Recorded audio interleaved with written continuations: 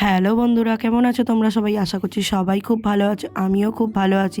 আমার এই স্বপ্নরান পেজ থেকে তোমাদের জানাই অনেক অনেক স্বাগত। ভালো ও সুস্থ থাকাটা একান্ত খুব জরুরি।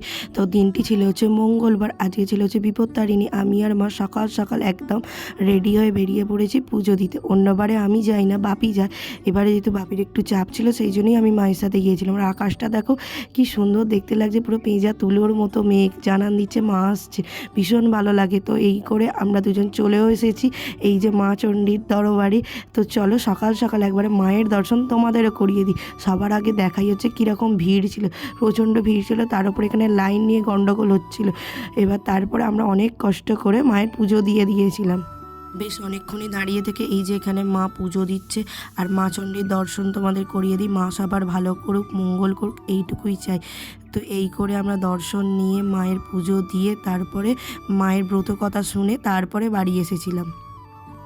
এই যেখানে আমাদের ব্রত কথা শোনাও হয়ে গেছে, পুজো দেওয়াও হয়ে গেছে, এবার আমরা বেরিয়ে পড়বো। তারপরে এসে আর একদম ক্যামেরা অন করিনি, কারণ ভাই স্কুলে যাওয়ার ছিল, খুব তাড়া ছিল মায়ের।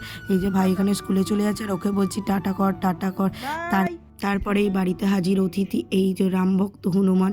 তো চলে এসছে, ও আসা মানে ও রোজই আসে, আর দিনে দুবার করেই আসে। এসে খাওয়া দাওয়া করবে তারপরে যাবে, ওর মন ভরলে, নাহলেও বসেই থাকে। তারপর এখানে আমরা বিপত্তারিণী বেঁধে নিচ্ছিলাম।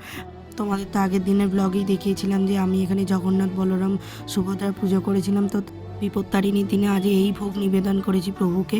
ও তারপরে খাওয়া দাওয়া নিজেও করে নিয়েছিলাম। এই যে লুচি, এখানে আলু ভাজা তরকারি টাইপের। আর তারপরে একদম না সময় নষ্ট করে এখানে মা তাড়াতাড়ি করে রান্না করছে আর মাকে একটু হেল্প করে দিচ্ছিলাম।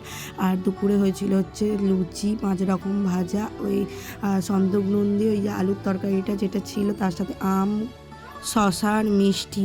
আর আজকের ভিডিওটি যদি তোমাদের ভালো লাগে তাহলে please do like, comment, share আর সাবস্ক্রাইব করে পাশে থেকো।